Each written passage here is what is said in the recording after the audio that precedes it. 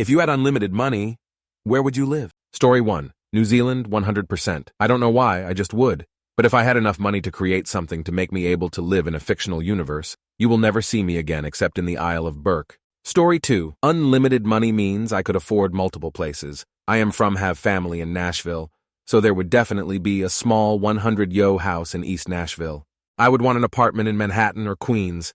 I love the diversity and culture, and being rich in New York is fun. Either an apartment in Boston or a small house in Marblehead, Massachusetts. I love the city of Boston. I would have a vacation condo on the Florida coast either in Melbourne or St. Augustine. I would have a small house in LA, probably in the hills. Additionally, a condo in Seattle, as I have fam in that area. Internationally, I would want an apartment in London for the same reasons as New York, with the added benefit of having a hub for traveling Europe. Story 3. I'd live where I am now, but build my dream house with my dream backyard. I love being near family and want my kids to have what I did growing up. A big, loving family presence. I'd take more vacations, though. Story 4. The Mediterranean coast has such a famously pleasant climate that a Mediterranean climate means pleasant weather is the norm. So I'd say there, in Italy or Greece, southern France or Spain, somewhere in that region. A Renaissance villa, modernized for modern comforts, would be nice. Story 5. Same place. I'd just buy the houses and terrains from all my neighbors half a mile around at good price so they can relocate decently.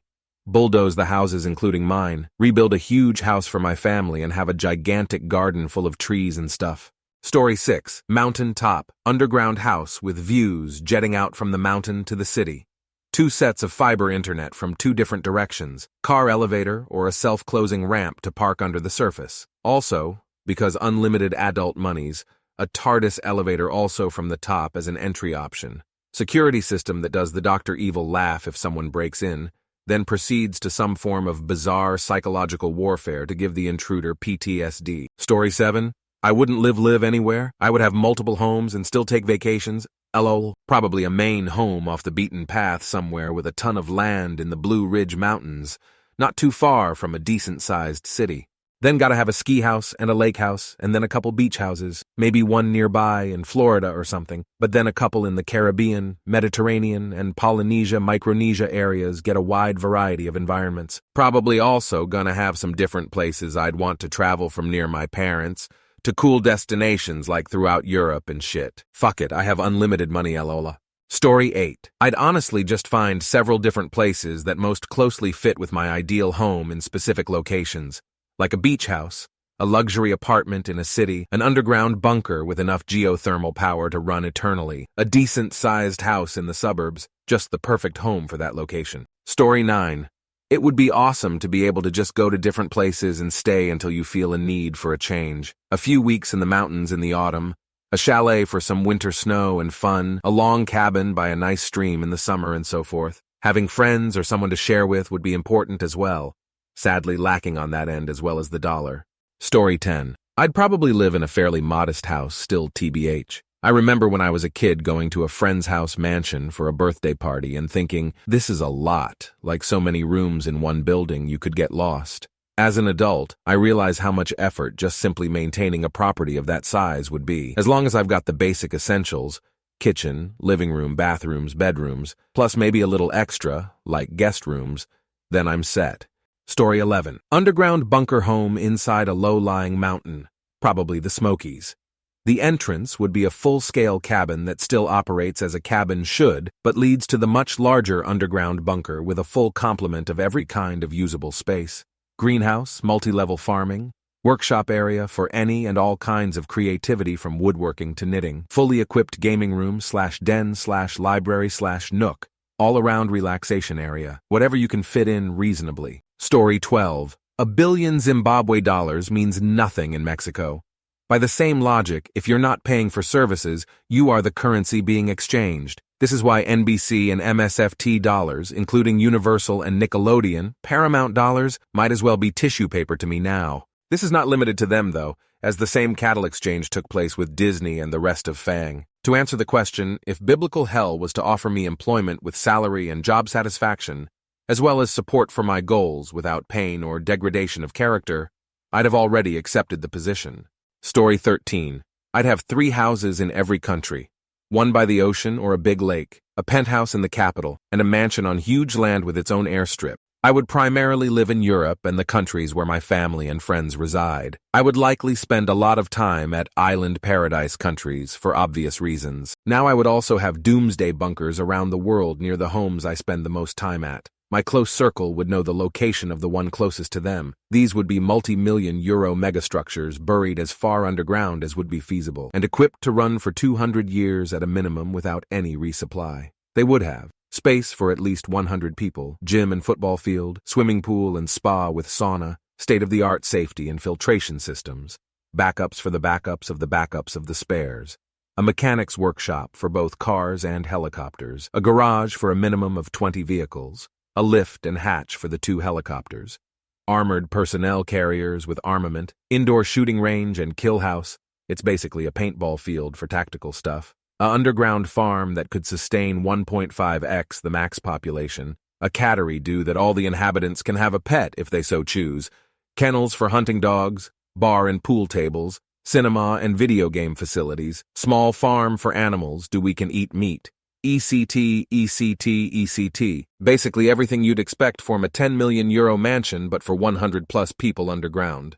I think my primary residence would be the country I live in now though. Infinite money means I don't have to work. So I'd have a very nice mansion in the countryside, complete with a few cows, some sheep, and lots of chickens. Story 14. I would have many different apartments in many different cities.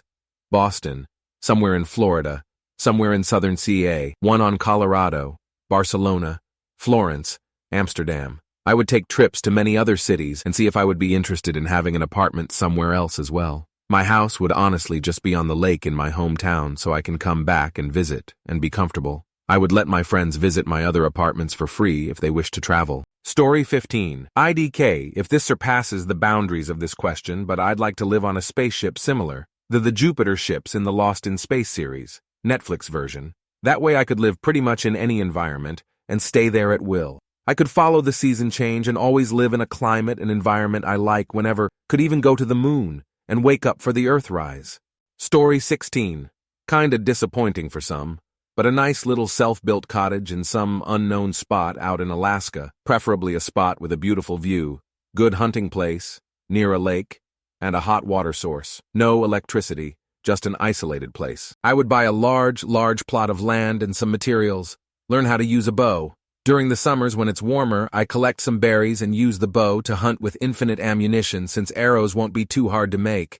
I save half of the animals I eat for winters and store them in a chilly room.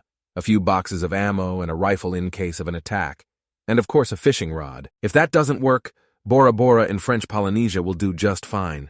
Story 17. I'd live on a snowy island inside a volcano with a massive office with only my desk at the end, and behind it would be a sheet of heat-proof glass and lava as the only light for the whole room, so it gets progressively brighter as you walk towards me until eventually you're glaring against the sheen just to see me, who is silhouetted there like goddamn Fire Lord Ozai against that bright-ass backdrop.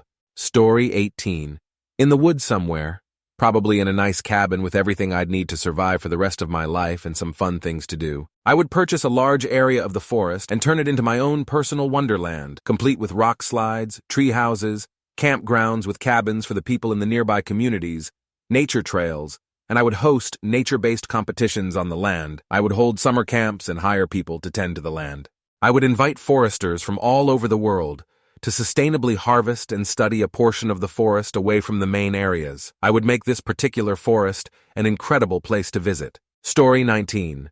Probably just a nicer area in the area I'm generally in. Probably move some of my close family there as well. But I'd also have homes in Japan, Taiwan, and maybe a few states like California and Texas, places I'd need to visit often.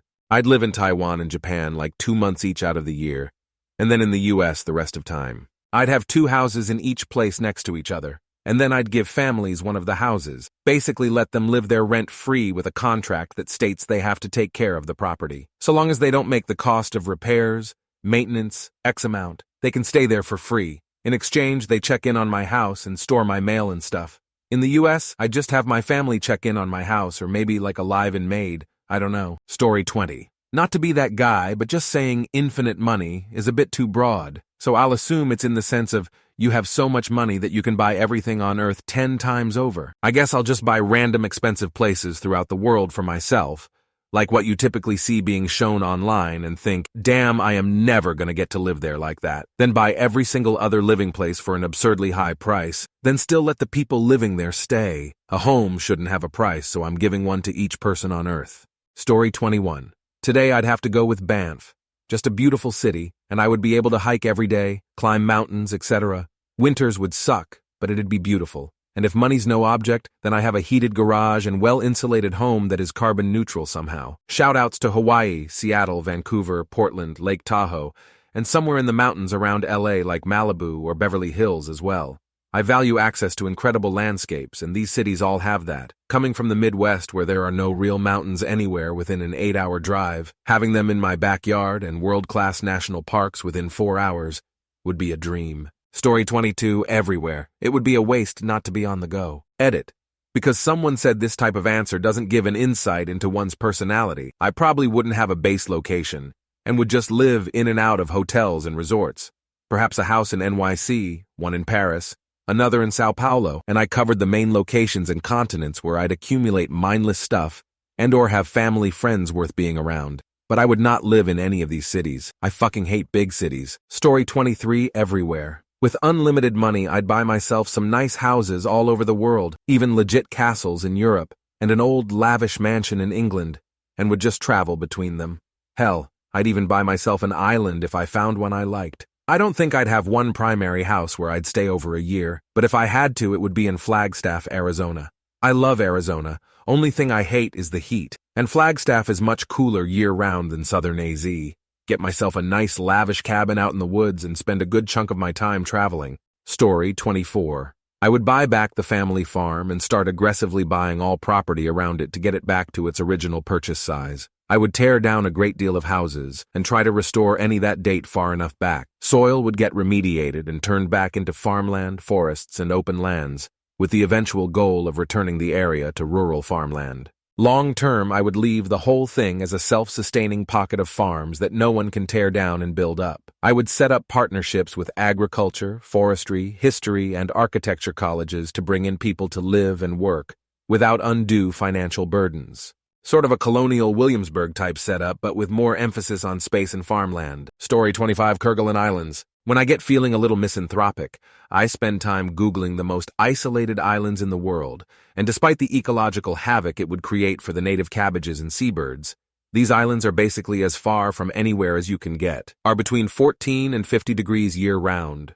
which will come in handy eventually with global warming, and have near constant strong winds for power. I'd terraform that biatch and only let the cool kids in. Story 26, I'm sick of these. If you had $1 million, if you had unlimited money, if you had money. Prompts on this page. Just reminds me of my broke misery. Just reminds me that, gee, if only I were born into money, I wouldn't have to suffer. I could live my dreams. Is it over-exaggerating for me to call working for a living suffering? Genuinely, no. I am mentally ill and not fit to meet the expectations of society. Yet I am expected to meet those expectations to survive. It is a truly miserable life I'm living, and being miserable is truly a waste of life. If you have $100K or even $1 mil you're looking to donate, it would be used responsibly. It would fund my life of freedom. All I've ever wanted is the same freedom to roam that every other species on Earth gets. I don't want to be human. Story 27. Roughly 100 to 200 m from a main street. Get a bus stop installed on both sides. My L-shaped house will be 3 stories and a basement, a large garden. Each floor is its own oversized apartment of sorts. Condo. On the other side of the street, 300 plus m down a road would be a massive airsoft field with a Sully-stocked store and whole lot more. Who needs a basic gun range when you got an entire field to test on? XD. I'd go all out on that shit. And hey, if I got unlimited money, each month I'd do a giveaway of a fully customized pew-pew. Playing would be for free, since, heck, I got unlimited money, I'd not need to use membership nonsense to finance stuff. But I would make a membership system at the cost of $1, $3, $5, $7, and $9, each with silly special benefits. And with unlimited money, I'd at least say to the world, no more debt, and leave it at that. Back to airsoft and living well, die. Story 28. With Cindy Prado, wherever she wanted to stay as she has great energy, great body to kill for, no man, great taste, looks good, can cook, Keeps great house, knows her way around so you do not have to train her, has her own money, do no pressure to spoil her. She can buy her own flowers. She can set up a comfortable home wherever she lands. Great fun, knows how to party, cleans up well, and you do not have to train her, as she is a woman that knows how to survive on her own. Has old school morals and will sign her vows to you in blood, and can carry a conversation with the 1% or the homeless, and treats them both with the respect she deserves. Just remember, she committed herself to me, but she has so many GFs, I am sure you will find what you are looking for.